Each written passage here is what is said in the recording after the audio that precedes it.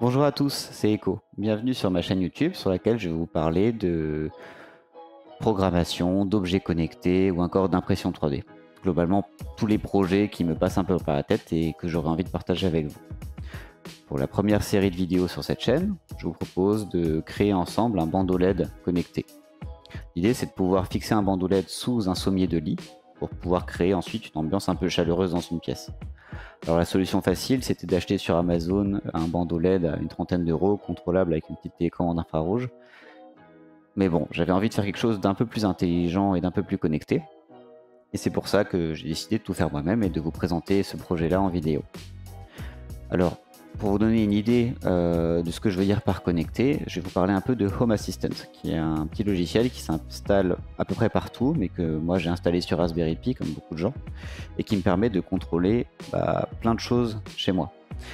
Notamment, ça permet d'interconnecter tous les objets de à peu près toutes les marques. Comme c'est un projet open source, ça rend les choses très faciles. Donc si je vous donne un exemple tout bête, si je vais sur mon navigateur web, vous voyez que j'ai un petit panneau de contrôle qui me permet d'activer différentes choses. Ça permet notamment de contrôler les luminaires que j'ai chez moi. Et donc là, hop, je peux très simplement allumer la guirlande LED qui est au-dessus de mon bureau ou l'éteindre. Alors il y a plein d'autres choses qu'on peut faire dans Home Assistant que je ne vais pas vous présenter là tout de suite, mais on peut faire de l'automatisation, on peut faire par exemple que les lumières s'allument quand le soleil se couche, seulement si vous êtes chez vous. En fait, vous pouvez pas faire tout. Donc c'est à mon sens beaucoup mieux que les outils qui sont proposés par Google ou Amazon sur Google Assistant ou Alexa. Déjà parce que c'est open source, ça respecte votre vie privée. Et en plus, vous pouvez vraiment faire beaucoup plus de choses qu'avec ces outils qui sont souvent très restreints. Donc si vous aimez bidouiller, etc., je vous conseille vivement de tester cet outil. L'objectif final pour nous, c'est que dans ce dashboard, on ait simplement un onglet ou quelque chose, je ne sais pas encore sous quel format ça va se présenter, qui permettra de contrôler notre guirlande LED. Et un truc sympa, ça pourrait être de faire un effet lever de soleil pour avoir un réveil en douceur. Alors ces vidéos, on va avoir 4 grandes parties. La première, c'est celle qui va traiter de tout ce qui est matériel, donc la création de circuits électroniques qui va permettre de contrôler la bande LED. C'est la partie qui, moi, va me poser le plus de problèmes parce que mon métier, c'est d'être développeur sur logiciel embarqué. Donc, je me débrouille bien en tout ce qui est firmware, etc. Par contre, tout ce qui est électronique, je maîtrise beaucoup moins bien. Donc ça m'a demandé un peu d'effort et surtout d'apprentissage pour savoir ce que je devais faire pour que ce projet se mène à bien. Donc à la fin de la vidéo, j'ai essayé de vous faire un peu la présentation des points qui m'auront fait buter et des conseils que je peux vous donner si vous vous lancez dans un projet un peu similaire. La deuxième partie, ça sera dédié à tout ce qui est firmware. Donc comment est-ce qu'on va faire pour que le bandeau LED soit contrôlable depuis un téléphone, un ordinateur, via du Wi-Fi ou du Bluetooth Low Energy. On verra ce qu'on utilise. La troisième partie, ce sera de l'intégration à Home Assistant. Alors celle-là sera sûrement un peu plus courte, mais l'idée, ce sera d'écrire le plugin qui permet d'interagir entre Home Assistant et le bandeau LED. Et la dernière, ça sera l'intégration vraiment du projet sous le sommier de mon matelas. Et notamment, ça passera par l'impression d'une petite boîte en 3D. Alors, j'ai pas encore mon imprimante 3D là tout de suite, c'est pour ça qu'on fera ça à la fin quand elle sera arrivée. Mais je pense que ça sera sympa. Sans plus attendre, on va plonger dans le vif du sujet et je vais commencer par vous présenter le matériel que j'ai choisi d'utiliser pour ce projet. Donc évidemment, la star du show, ça va être cette bande LED là. Alors je vous mettrai le lien dans la description de la référence. Je vais pas pouvoir vous montrer trop près parce que j'ai pas d'autofocus sur ma caméra actuellement, mais je vous ferai un petit b-roll pour vous montrer ça. C'est une bande LED 12 volts, 5 mètres de long, 30 LED par mètre et une puissance totale de 90 watts. Donc ça devrait nous donner vraiment un éclairage assez important et c'est important qu'elle soit puissante puisque l'éclairage est indirect. On va avoir le bandeau LED sous le lit, donc il faut que par réflexion sur le sol, on ait une puissance suffisante. Quelque chose de très intéressant avec cette bande LED, c'est que c'est une bande LED 4 canaux. Donc elle a le classique rouge, vert, bleu que vous connaissez sûrement, mais elle a aussi un canal supplémentaire qui est un blanc chaud. Donc je ne sais pas exactement la température en Kelvin de la température de ce bandeau LED, mais normalement ça devrait nous permettre de faire une couleur blanche vraiment agréable à l'œil et beaucoup plus agréable que la combinaison de rouge, vert, bleu qui peut être parfois très froid Et puis parfois on voit même que c'est la combinaison de plusieurs couleurs et ça gâche un peu l'effet, donc c'est pas très agréable. Donc voilà, il y a 4 canaux et vous voyez ici j'ai donc 5 pins, donc, les 4 canaux plus l'alimentation 12 volts. Voilà, donc ça c'est pour le bandeau LED. On a aussi un petit Arduino. Alors c'est un Arduino Nano, comme vous pouvez le voir, il est vraiment tout petit et il a une particularité vraiment intéressante qui est connecté. Donc vous avez la puce standard Arduino, il me semble que c'est ça, c'est une AT SAMD 21, donc du Atmega il me semble, qui, c'est un processeur Arduino standard qui permet de faire du contrôle par GPIO, la conversion AC et DC, etc. AC, DC, n'importe quoi. De la conversion analogique ou numérique. C'est pas du tout la même chose. Mais il y a aussi un autre processeur qui est cette petite partie-là qui permet de rendre l'objet connecté. Donc ça fait du Wi-Fi et du Bluetooth. Alors je pense que c'est 5 ainsi que du Bluetooth Low Energy. Alors j'ai jamais fait de Bluetooth Low Energy, donc je sais pas à quel point c'est facile à utiliser. J'imagine que connaissant Arduino, les bibliothèques sont plutôt bien faites. Je sais juste pas comment trop connecter ça avec mon Raspberry Pi, donc on verra. En tout cas le Wi-Fi c'est sûr que ça marchera, mais le Bluetooth Low Energy ça consomme moins, donc ça serait peut-être mieux. Donc voilà, la référence exacte c'est l'Arduino Nano 33 IoT, comme Internet of Things. Et donc les petites choses qu'on va utiliser en plus, c'est quand même assez important, c'est des MOSFET. Donc ça ressemble à ça, pareil je vous montre à côté à quoi ça ressemble de proche. Et globalement, donc la référence est IRL Z34N. Globalement, à quoi ça sert? Ça sert à faire de l'électronique de puissance. L'Arduino, il va avoir des pins qui sont capables de sortir une certaine puissance, donc c'est 7 mA à 3,3 volts, donc c'est une toute petite puissance. Évidemment, ça ne rentre pas du tout, ça ne suffit pas du tout pour alimenter 90 watts de LED, et si on essayait de brancher un GPIO de l'Arduino directement sur la LED, on détruirait l'Arduino instantanément. Donc il faut mettre quelque chose entre les deux, et ce quelque chose, ça va être des transistors MOSFET. Alors pourquoi des transistors MOSFET? Parce que après mes recherches sur internet, comme je vous l'ai dit, je suis pas expert dans le domaine. J'ai vu que c'était vraiment les transistors les plus adaptés. C'était mieux que les bipolaires parce que quand c'est complètement allumé ou complètement éteint, ça consomme pas de courant. C'est-à-dire que ça consomme un tout petit peu de courant pour transitionner d'état, donc passer de éteint à allumé. Par contre, une fois que c'est allumé, le MOSFET en tant que tel ne consomme pas de courant. Il y a juste le courant dissipé par la résistance interne, mais qui est très très faible quand il est complètement allumé. Je suis pas du tout expert en MOSFET, etc. Donc on va commencer par faire les tests sur une petite breadboard que j'ai ici pour prototyper les choses, voir comment ça marche.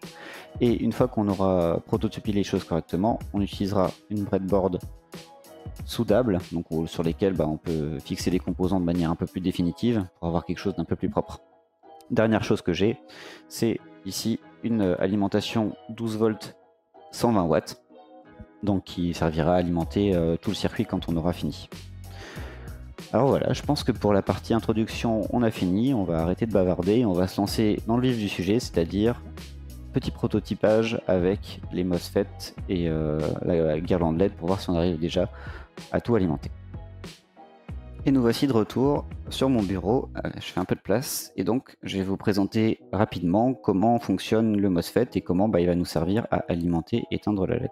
Donc vous voyez que j'ai une alimentation de laboratoire ici, configurée pour faire du 12 volts. Et première chose qu'on peut peut-être vérifier quand même avant d'utiliser le MOSFET, c'est que la bande LED fonctionne correctement.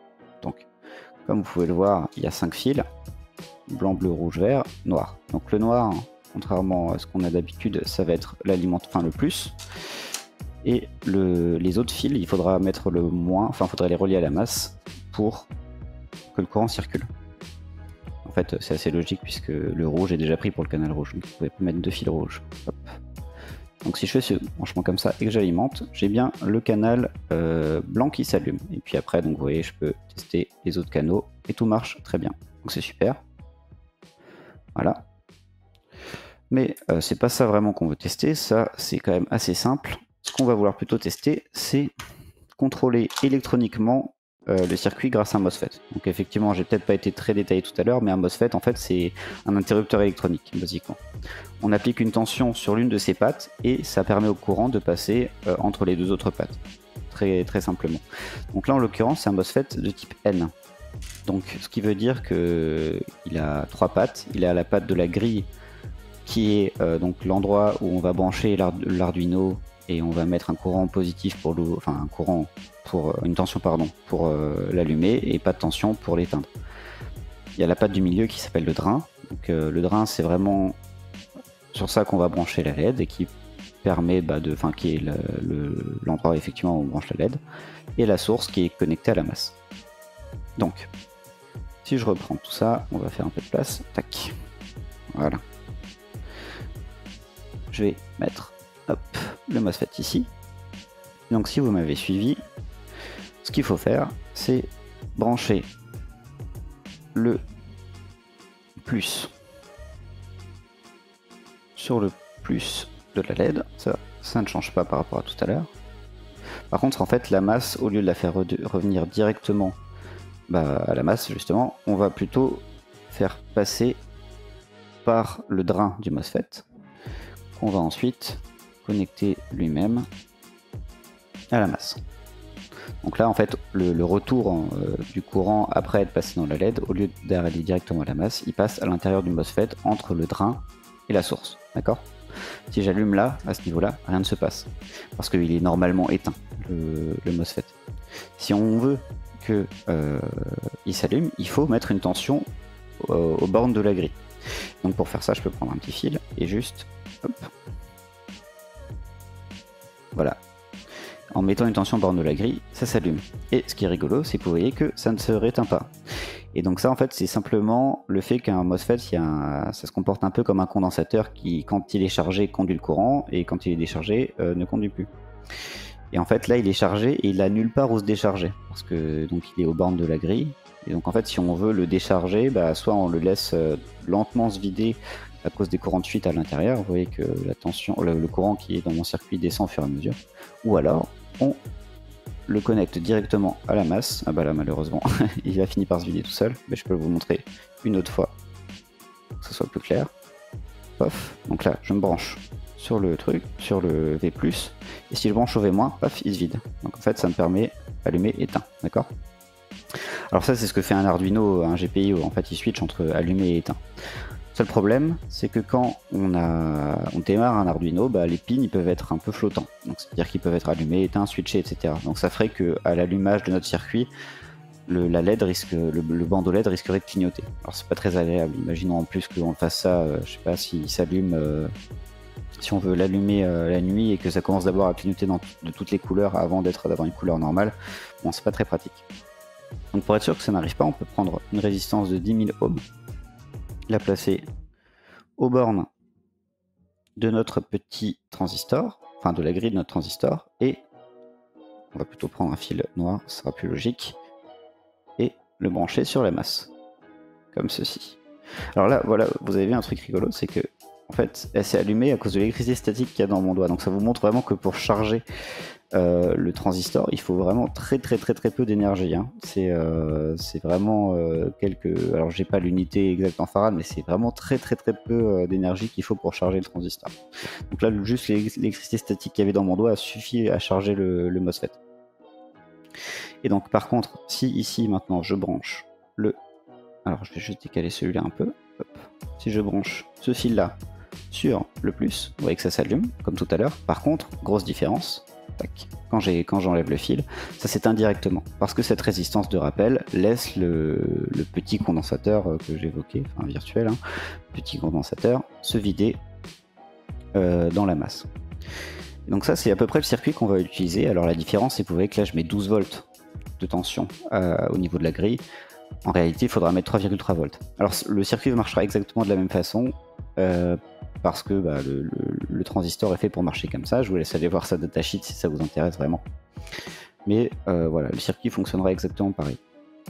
La seule différence, enfin la petite subtilité, c'est que ce que je vous dis pas, c'est que oui, la charge qui est dedans est très petite, donc le courant effectif qui passe à l'intérieur de ce fil-là quand je le branche aux 12 volts, on va dire qu'en quantité totale de courant, en quantité d'énergie qui passe, c'est extrêmement faible. Par contre, il y a un pic très important qui peut monter jusqu'à 2-3 ampères, et donc qui va durer quelques nanosecondes, mais quand même. Donc ça, c'est pas terrible. Donc sur ce circuit là, c'est pas très grave parce que si j'ai 2-3 ampères qui passent pendant vraiment quelques nanosecondes dans ces fils là, c'est vraiment pas grave. La breadboard est faite pour encaisser ça, donc il n'y a pas de problème. Par contre, l'Arduino, il risque de pas apprécier parce que son courant maximal c'est 7 mA.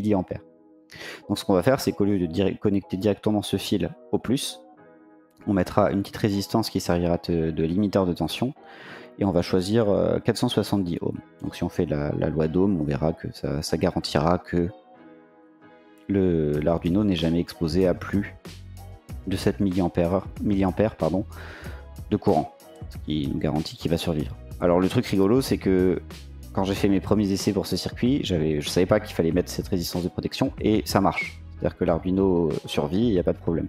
Mais sur le long terme, ça risque quand même de causer des dégâts, et en fait, ça ne nuit en rien au circuit de mettre cette résistance de protection. Donc vraiment, on va essayer d'être plutôt safe. Maintenant, ce que je vais faire, c'est que je vais souder en vitesse les pins de l'Arduino, parce que vous voyez qu'elle est venue dépiner, donc je vais vite fait souder ces pins-là. Je vais la mettre ici, et on va écrire un tout petit programme pour faire le même test, mais contrôlé par GPIO, et on peut dire qu'on aura fini la phase de prototypage.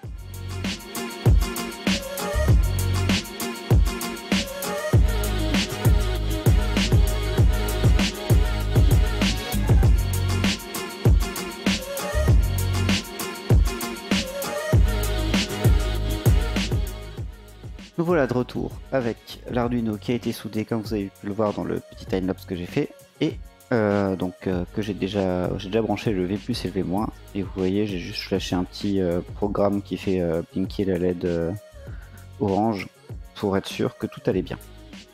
Donc a priori ça marche, ça c'est plutôt cool.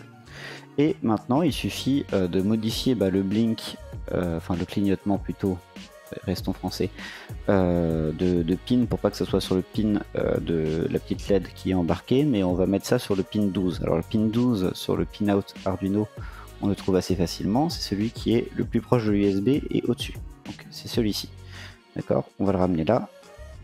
Et comme je vous disais tout à l'heure, on va avoir besoin d'une petite résistance de protection, donc de 470 ohms, j'ai choisi. Hop. Voilà, comme ceci. Ici. Et le signal GPIO, ensuite on va l'emmener sur le V+. Alors pour l'instant, évidemment, ça va rien faire parce que je n'ai pas modifié de pin. Donc dans mon petit programme, je modifie les pins. Alors je vais pas vous faire le partage d'écran pour ça parce que franchement, c'est assez mineur. Ce qu'on va faire simplement, c'est que on va rebrancher, flasher le nouveau programme. Voilà, on voit que la LED embarquée a arrêté de clignoter. Par contre, maintenant, si j'alimente le circuit, alors on va vérifier que j'ai pas fait de bêtises. J'ai mis le pin ici, qui est bien le pin 12, sur une résistance de 470 ohms qui est elle-même connectée au pin de la grille de notre MOSFET. On est à l'air bon, j'alimente, et voilà, on contrôle notre guirlande avec notre Arduino. C'est pas génial? Moi en tout cas je suis assez fier de moi parce que j'avais jamais utilisé de MOSFET, donc ça marche correctement, c'est plutôt cool. Et alors un truc que vous noterez, c'est que pour l'instant on peut que mettre allumé ou éteint. C'est un peu dommage parce que si on fait ça, on va pas pouvoir mettre toutes les couleurs possibles sur la guirlande LED. Particulièrement quand on veut faire des couleurs à partir de rouge vers bleu, on va faire des combinaisons entre 0 et 255 de chaque couleur. Alors ça, heureusement on peut le faire parce que l'Arduino supporte la PWM, donc c'est Pulse Width Modulation, et globalement ça permet de faire comme si on avait un signal à tension variable, mais avec en switchant très vite, en passant très vite de on à off, et en faisant varier le rapport cyclique, c'est-à-dire le nombre de temps qu'on passe on par rapport au nombre de temps qu'on passe off, on va pouvoir avoir une guirlande LED qui est plus ou moins brillante. Donc pour ça, je fais une toute petite modif encore dans mon programme Arduino. Je vous montrerai tout ça dans la vidéo 2 qui parlera que du firmware, mais je vais juste vous montrer que ça marche. Et ça marche notamment parce que le temps de charge du transistor est très faible. Parce qu'effectivement, comme l'Arduino va faire, je crois que c'est à peu près 700 Hz de PWM, ça veut dire qu'on va allumer puis éteindre le transistor 700 fois par seconde. Donc ça, il faut quand même être sûr effectivement que ça marche correctement. et j'avais fait les calculs pour être sûr, et effectivement ça pose pas de problème parce que le temps de charge du transistor est infiniment plus petit, enfin pas infiniment mais nettement plus petit que le temps, que le rapport cyclique, enfin que la fréquence de la PWM de l'Arduino. Donc là je vais encore rebrancher une fois mon Arduino, et cette fois-ci je vais faire une rampe, donc je fais ça vite fait. Voilà, c'est bon. Et donc maintenant, alors j'ai fait un truc tout bête, hein. Donc c'est une rampe qui va de 0 à 255 et c'est globalement à peu près en une seconde, mais bon, j'ai fait ça à l'œil, on va dire. Donc on devrait avoir un effet genre qui va de 0 à 255 et puis revient directement à 0. C'est pas une pulsation comme ça, mais ça fait hop, hop, hop. Et c'est bien ce qu'on a. Donc c'est parfait. On a exactement l'effet escompté, donc vous voyez qu'on peut effectivement mettre une valeur fixe, enfin une valeur intermédiaire en termes de luminosité.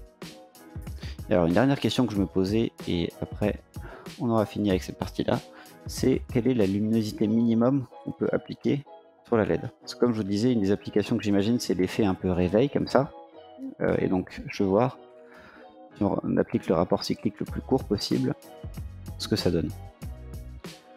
Mon espoir, c'est que ça soit relativement peu lumineux pour qu'on puisse faire un lever de soleil très très doux.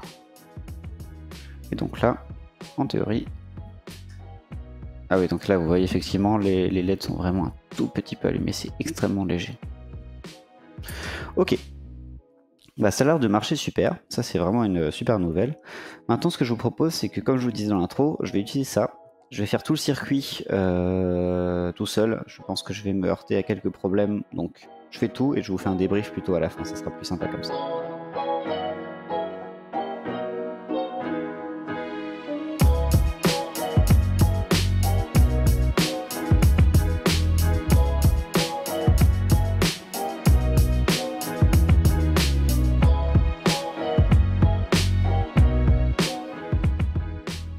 Et voilà, c'est terminé.